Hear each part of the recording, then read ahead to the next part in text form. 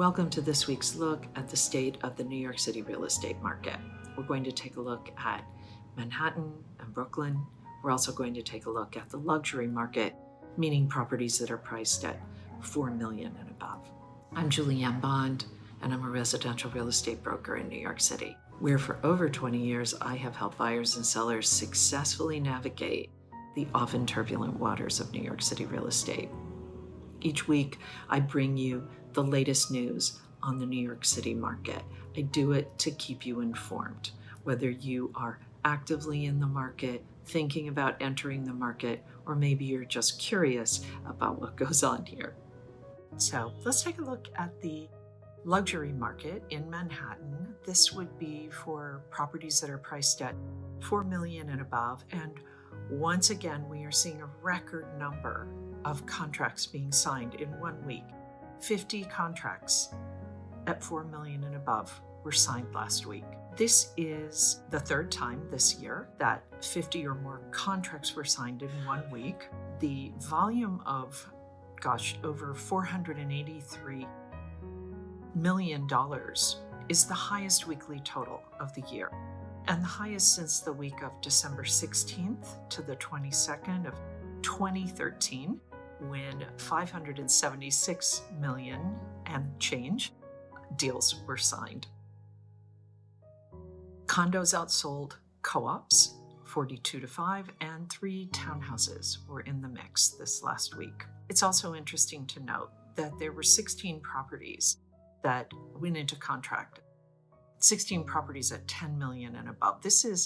Those kind of properties are really considered trophy properties, and that's the largest number that we've seen since March of 2013, when 19 contracts were signed at 10 million and above. But of course, that was a long time ago, very different market.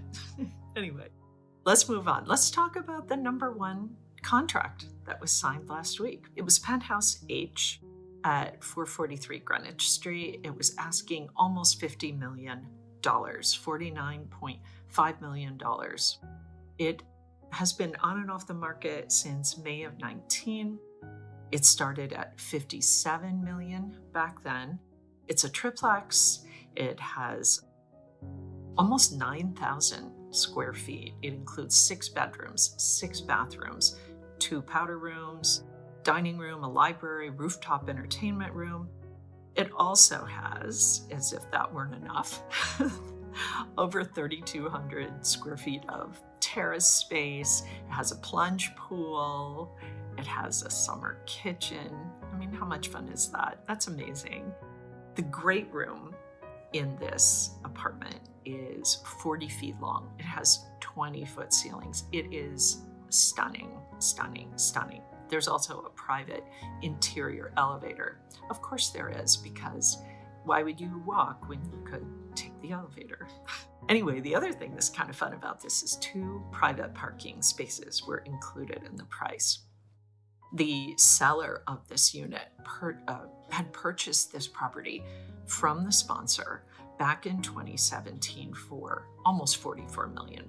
So, it seems like they are making at least a little bit of a profit, and hopefully they enjoyed their life there while they were living there. The number 2 contract this week, we're not going to talk about because we don't have great stats on that one, but we're going to talk instead about the number 3 contract, which was also pretty great. It is Penthouse E at 103 Leonard Street. It's a condo. They were asking $20.5 million. It is 7 rooms. It has 5 bedrooms, 5.5 baths. It's approximately 6,300 square feet. It's a duplex. It has another almost 2,800 square feet of outdoor space.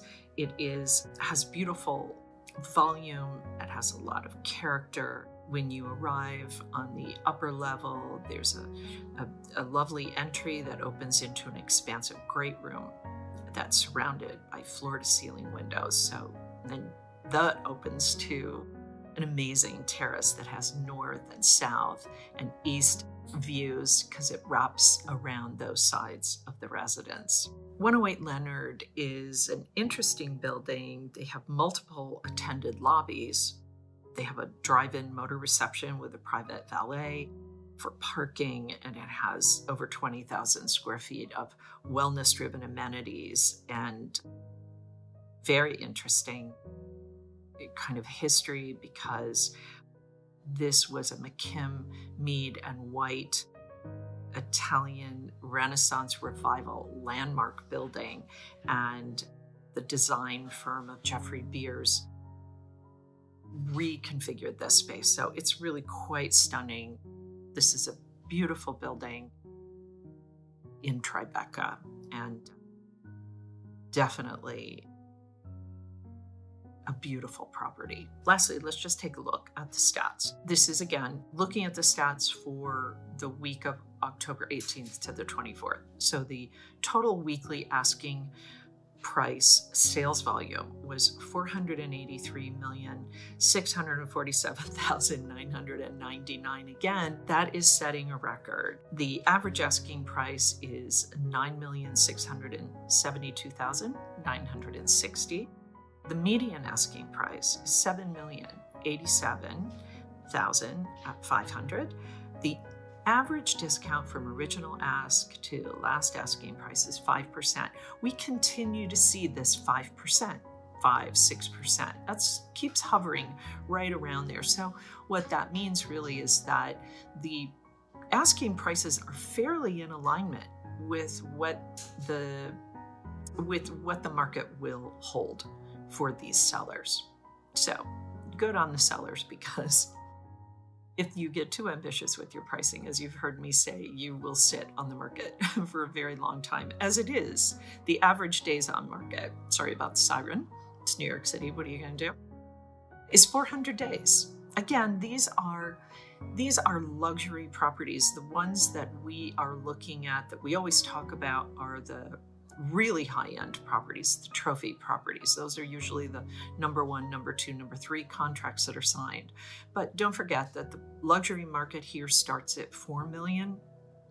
So still, I mean, that's a pretty hefty price for most people, and those buyers are very selective and they can afford to be very choosy. So sometimes it takes a while. And we also know that a lot of these are new development. And so they sit on the market for quite a while because it takes a long time to sell new development.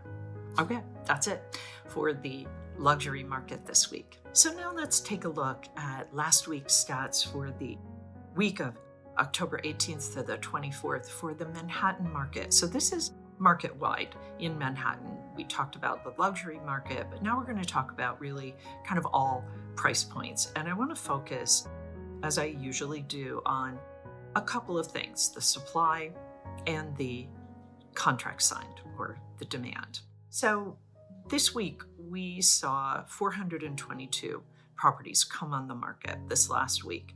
That is down about 21%. Kind of surprising, because we thought this could be a time when we would see more properties coming on the market, but not so. So is this a delay somehow? And we have about 3 weeks until Thanksgiving. So will we see more properties coming on the market so the buyers have even more choices?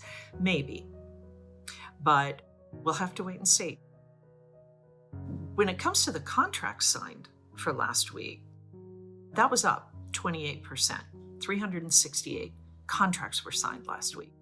So we're seeing the demand outpacing the current supply. And what we just don't know is whether this is going to be a trend that continues on right through the end of the fall season, or whether we will start to see some additional properties coming on the market, giving buyers some other choices. In the meantime, sellers, continues to be your market as long as you price it correctly. Remember, we are still in about 2019 prices, so don't be too ambitious when you're pricing. Buyers, this is a bit of a window for you. If you are a determined buyer and you want to get something done in this market, go for it. You have a certain amount of inventory to choose from, but I work with buyers and sellers pretty equally. And when I have been out with my buyers, we've certainly had choices that they've been happy with. So that's it for the Manhattan market for last week. Let's take a look at Brooklyn last week for the week of October 18th to the 24th. We're seeing a kind of a decrease in supply there as well. 243 properties came on the market. That's down about 24% from the week before. And the contract signed were also down just slightly, about 14% at 207 contracts signed. However, if you look at the contract signed combined with the off-market properties, which are 105 properties, and that's up 50%, what we're seeing is that people have maybe pulled some things off of the market. But if you add those two numbers together, that's 312, which is clearly more than the current supply. So Brooklyn is starting to be a little perkier, let's say, a little more than Manhattan. But of course, we have to see where this goes. But that's what we've got right now. So again, sellers, this is a great market for you. Doesn't mean it's a bad market for buyers, but sellers, obviously, you're still in the driver's seat here because the supply is not keeping up with the demand. And you still have plenty of buyers out there who are determined to make their deal in this market. So if you are not selling, sellers, that means you are priced too high. There's nothing wrong with the market. In fact, it's in your favor. So be sure that you take a look at your price, and you don't want to be sitting out there for too many days on the market so that you don't get hurt by the inevitable discount that will follow if you sit on the market for too long. So in closing, I just want to say that I am here to help you. It is very important, whether you're a buyer or seller, to have the most current information possible about the market. And while hopefully you're not going it alone and you have a trusted expert real estate advisor at your side helping you with your strategy, it never hurts when you are a consumer to be informed. So whether you're a buyer or seller, it's good to know these things. I also want to share with you that I have expanded my 21-year real estate practice in New York City to include Portland, Oregon. So if you're a buyer or seller in either New York City or in Portland, Oregon, reach out to me. I can help you. And in the meantime, if you have any questions about the New York City market or the Portland market, feel free to let me know. Also, you may want to follow me on social media because I post regular updates about what's happening in both markets. Okay, that's it for me. Until next time, take care.